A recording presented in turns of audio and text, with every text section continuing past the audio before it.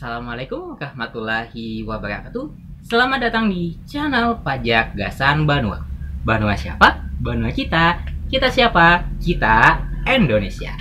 Dan saat ini channel Pajak Gasan Banua akan membuat sebuah video terkait kelebihan dan kekurangan PKP.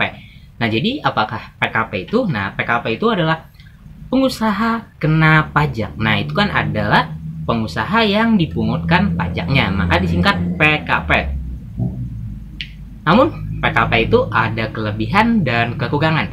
Nah, jadi apa saja kelebihan dan kekurangan PKP itu? Sebelum kawan pajak mengajukan permohonan PKP, silahkan kawan pajak simak video yang ini ya. Dan sebelum kita ke tutorialnya, seperti biasa, silahkan yang belum berlangganan channel Pajak Gasan Banua silahkan klik tombol subscribe-nya dulu, dan jangan lupa nyalain lonceng notifikasinya biar tidak ketinggalan video-video terbaru di channel Pajak Gasan Banua. Tanpa berlama-lama lagi, yuk kita langsung ke tutorial. Kelebihan dan kelemahan pengusaha kena pajak atau PKP.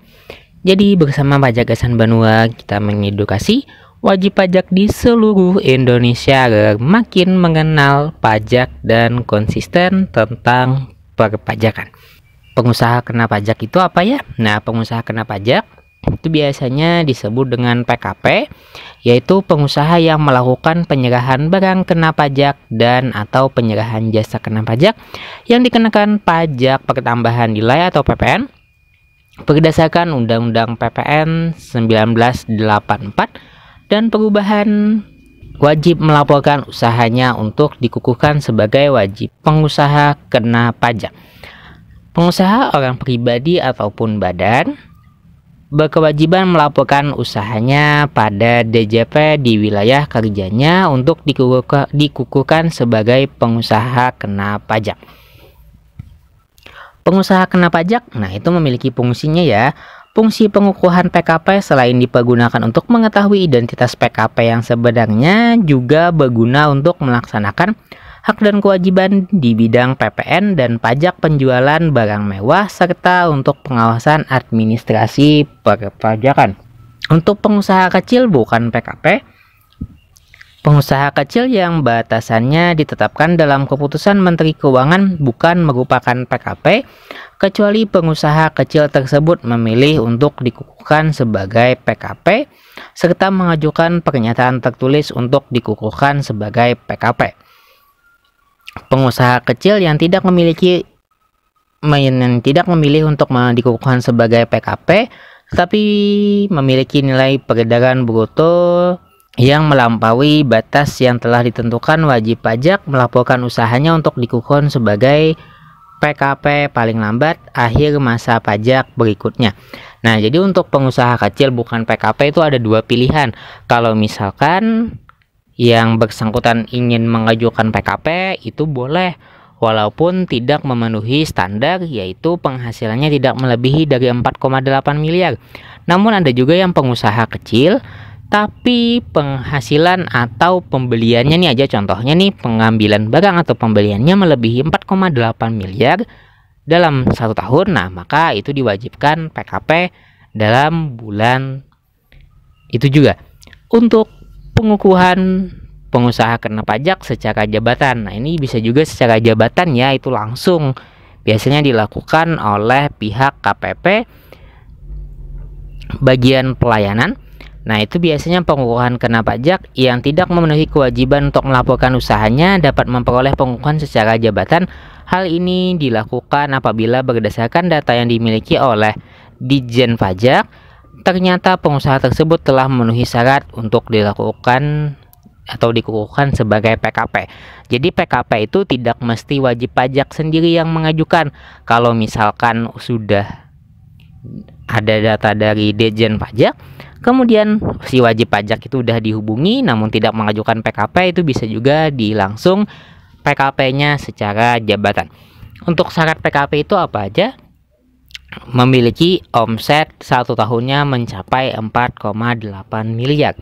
Kemudian melalui proses survei KPP atau KP2KP tempat pendaftaran. Yang ketiga, melengkapi dokumen atau syarat pengajuan PKP atau pengukuhan PKP. Hak setelah menjadi PKP, nah ini ada haknya. Melakukan pengkreditan pajak masukan, nah itu pajak dari faktur pembelian atas perolehan barang kena pajak atau jasa kena pajak. Meminta retribusi apabila pajak masukan lebih besar daripada pajak keluaran dan berhak atas kompensasi kelebihan pajak. Kewajiban setelah menjadi PKP, memungut PPN atau PPNBM yang terutang, menyetorkan PPN yang masih harus dibayar dalam hal pajak keluaran lebih besar daripada pajak masukan yang dapat dikreditkan, serta menyetorkan PPNBM yang terutang, melaporkan PPN atau PPNBM yang terutang.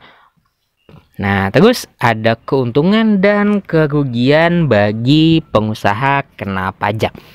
Nah, keuntungannya apa aja? Nah, jadi keuntungannya pengusaha akan dinilai memiliki sistem yang lebih baik serta legal secara hukum karena sudah menjadi PKP dan tertib membayar pajak.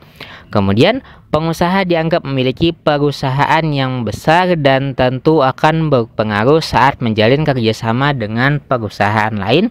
Kemudian, dapat melanjutkan transaksi penjualan kepada bendaharawan pemerintah. Pola produksi dan investasi menjadi lebih baik. Namun setiap kelebihan pasti ada kerugiannya juga. Nah, jadi kerugiannya itu apa aja? Kerugiannya pembayaran pajak semakin besar. Jelas kalau PKP itu udah besar pajaknya. Mengurangi daya saing karena harga jual barang atau jasa lebih tinggi sebab ada PPN-nya. Kemudian menambah kerumitan dan risiko sanksi yang lebih besar sebab kalau misalkan tidak tepat waktu setor lapor pajaknya maka akan kena sanksi atau denda. Terima kasih banyak telah menonton video-video terbaru di channel Pajagasan Banua. Bagi kawan pajak yang belum mengikuti channel Pajagasan Banua atau berlangganan di channel Pajagasan Banua, silahkan klik tombol subscribe-nya dulu. Dan jangan lupa nyalain lonceng notifikasinya biar tidak ketinggalan video-video terbaru di channel Pajagasan Banua. Dan apabila ada pertanyaan terkait perpajakan, silahkan tulis di kolom komentar ya. Dan jangan lupa juga mampir ke situs webnya Pajagasan Banua di alamat www.pajagasanbanua.myid. Dan jangan lupa juga buat ikuti media sosial channel Pajagasan Banua, baik Facebook, Twitter, maupun Instagramnya. Dan bagi kawan pajak yang telah menonton video yang ini atau video yang lamanya, admin ucapkan terima kasih banyak. Semoga bermanfaat dan wassalamualaikum warahmatullahi wabarakatuh.